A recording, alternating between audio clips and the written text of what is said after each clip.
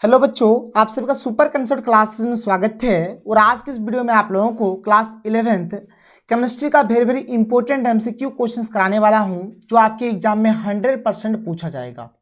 एकदम 100% चांस है भाई ये क्वेश्चंस आने का, इसलिए आप लोग अच्छे से कर लो। जितना हो सके इस वीडियो को अपने दोस्तों के साथ शेयर कर दो। और अगर आप लोग हमारे चैनल पर पहली बार आए हैं तो फटाफट चैनल को सब्सक्राइब कर लीजिए। देखिए, क्लास 11th में हमें बहुत ही कम समय मिला, लेकिन हम लोग क्लास 12th में फोड़ देंगे।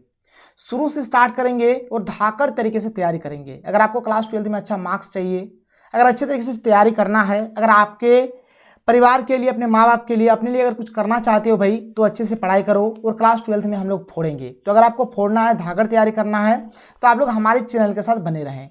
चलिए शुरू करते हैं। देखते हैं यहाँ पर हमारे पास किस किस टाइप्स के क्वेश्चन है।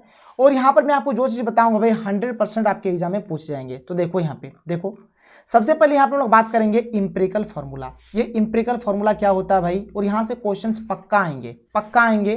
देखो ये क्वेश्चन आपके मॉडल पेपर का है, 2024 का जो आपका इस साल का जो मॉडल पेपर है, इसमें ये क्वेश्चन दिया हुआ है। सिंपल सा क्वेश्चन है। देखो भाई क्या है, CH3COOH।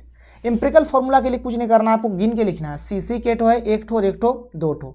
एच के ठो है, यहाँ पे 3 ठो और यहाँ पे 1 ठो, 4 ठो। ओ के ठो है, एक ठो, 2 ठो। भाई कोई भी चीज़ अगर ये कटेगा तो काट दो। देखो दो का पड़ा में सब काट रहा है, 2 1 2, 2 दूनी 4, 2 1 2 कट रहा है तो काट देना। तो सी बचा 1 ठो, 1 नहीं लिखते हैं। एच बचा 2 ठो, 2 लिख दो। ओ बचा 1 ठो, नहीं लिखते हैं, तो CH2O ये हो गया आंसर। जैसे यहाँ पर बेंजीन के लिए लिखना है C6H6। देखो C6H6 बेंजीन होता है। हो सके आपको ये वाला ना दे, हो सके आपका ये जो फॉर्मूला है ये ना दे, खाली बेंजीन लिखा रहेगा, तो आपको ये जानना पड़ेगा। तो काट दो ना, 6 के 6 कट रहा तो क्या बचा, CH बच गया, तो CH हो जाएगा इसका इंपेरिकल फार्मूला। इंपेरिकल फार्मूला इसका क्या हो जाएगा, CH हो जाएगा। ऐसे आप आराम से निकाल लोगे, कोई दिक्कत नहीं है। CH इसका इंपेरिकल फार्मूला हो गया। जैसे अगर आपको कोई ग्लूकोज के लिए लिखने बोल दिया तो काट दो इसको, C6H12O6 का सूत्र होता है, छुका पड़ा कट जाएगा। 6 के 6, 6 दूनी 12, 6 के 6, छुका पड़ा में सब कट गया। तो यहाँ पर C हो गया 1 ठो, H हो गया 2 ठो, O हो गया 1 ठो, हमने लिख दिया। इथेन कोई बोलेगा, इथेन का सूत्र होता है C2H6, 2 के 2, 2 3 6, तो C 1 ठो और H 3 ठो, CH3 हो जाएगा इसका आंसर। तो ऐसे क्वेश्चंस आएंगे। ये होता है इंपेरिकल फार्मूला। कुछ नहीं भाई, सूत्र लिख दो और कटेगा तो काट दो। जैसे यहाँ पर क्या है, हाइड्रोजन पेरोक्साइड यानी H2O2 सूत्र होता है, तो 2 के 2, 2 के 2 यानी H 1 ठो, O 1 ठो, H 1 ठो, O 1 ठो, हो गया आंसर। क्या है, कुछ नहीं है। सिंपल कहानी है भाई, ऐसे आपको करना है और आप आराम से कर सकते हो, आप आराम से कर सकते हो, कोई दिक्कत कोई प्रॉब्लम वाली बात है ही नहीं। इसके बाद देखो हमारा एक अगला टॉपिक आता है जिसका नाम है सिग्मा एंड पाई बॉन्ड। देखो परीक्षा में क्वेश्चन आएगा कि सिग्मा बॉन्ड कितना है, पाई बॉन्ड कितना है, ये सब चीज़ पूछता है एग्जाम में।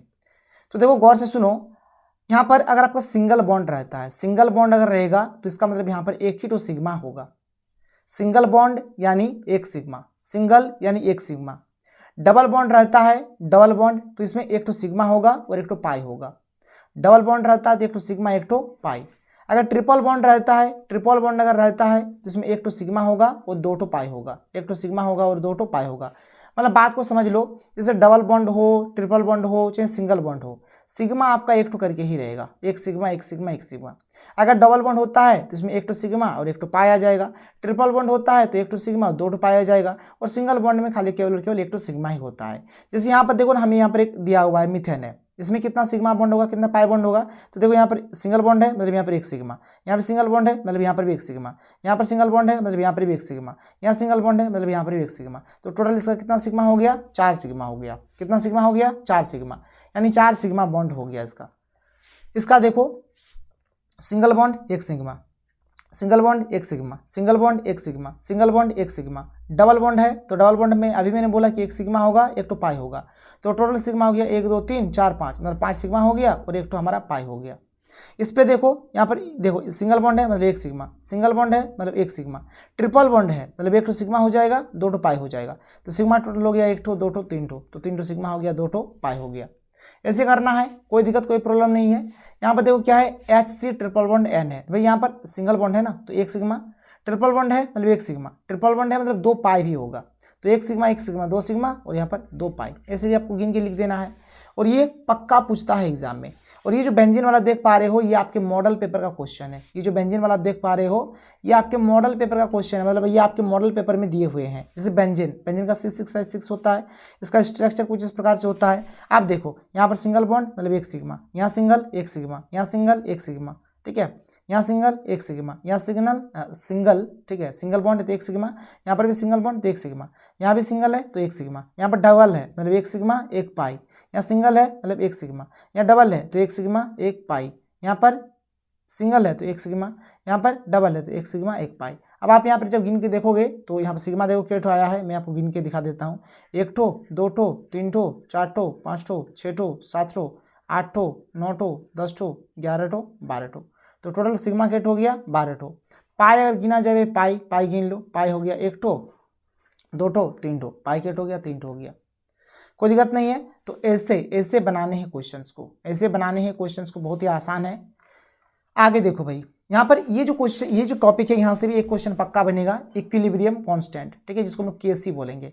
मान के चलो कि हमारे पास कोई एक इक्वेशन है जो कुछ इस प्रकार से है, छोटा हाथ का ए प्लस बड़ा हाथ, छोटा हाथ का ए, बड़ा हाथ का ए, छोटा हाथ का बी, बड़ा हाथ का बी, छोटा हाथ का सी, बड़ा हाथ का सी, छोटा हाथ का डी, बड़ा हाथ का डी। भाई पहले आपको इधर वाला पोर्शन लिखना है, इधर वाला पोर्शन लिखना है, माने इसको जो है इसको आपको यहाँ पर इस प्रकार से लिख देना है क्लोज्ड ब्रैकेट में, और यहाँ पर जो रहेगा उसको पावर में लगा दो। डी है इसको क्लोज्ड ब्रैकेट में लिखो, और यहाँ पर ये जो है इसको पावर में लगा दो। अब देखो यहाँ पर जो है, यहाँ पर ए है इसको आप यहाँ पर इस प्रकार से करो, और ये जो छोटा ए है इसको आप पावर में लगा दो। उसी प्रकार से जो बी है, ये जो बड़का बी है इसको आप यहाँ पर लिखो, छोटा बी को आप क्या करो, पावर में लगा दो। तो कुछ ऐसे करना है। और एक चीज़ गौर करना भाई, कभी भी ये जो एक्सप्रेशन होता है ना, ये जो एक्सप्रेशन होगा इसमें खाली आपका एक्वेस आता है, और जो गैसेस स्टेट में जो भी होते हैं वो आते हैं, मतलब ए क्यू वाला आएगा और जी वाला आएगा, बाद बाकी कोई नहीं आएगा। मतलब सॉलिड वाला को भी हम लोग नहीं लिखेंगे, और हम लोग लिक्विड वाला को भी नहीं लिखेंगे, सॉलिड वाला को भी नहीं लिखेंगे, और लिक्विड वाला को भी नहीं लिखेंगे। सॉलिड भी नहीं लिखना है आपको, लिक्विड भी नहीं लिखना है, केवल लिखना है आपको एक्वेस वाला और गैसेस वाला, एक्वेस वाला और गैसेस वाला। अभी मैं आपको क्वेश्चन दिखाता हूँ, आपका क्लियर हो जाएगा कंसेप्ट। देखो भाई, ये जो क्वेश्चन देख पा रहे हो ये वाला, ये आपका मॉडल पेपर का क्वेश्चन है, 2024 का मॉडल पेपर का क्वेश्चन है। देखो क्या है यहाँ पे, कुछ इस प्रकार से लिखा हुआ है। देखो ये भी हमारा एस में है, सॉलिड में है, ये भी हमारा सॉलिड में है। तो जो भी सॉलिड में होता है हम लोग उसको नहीं लिखते हैं, इसको भी नहीं लिखेंगे, इसको भी नहीं लिखेंगे, खाली ये बचता है तो बस इसको लिख दिया हमने।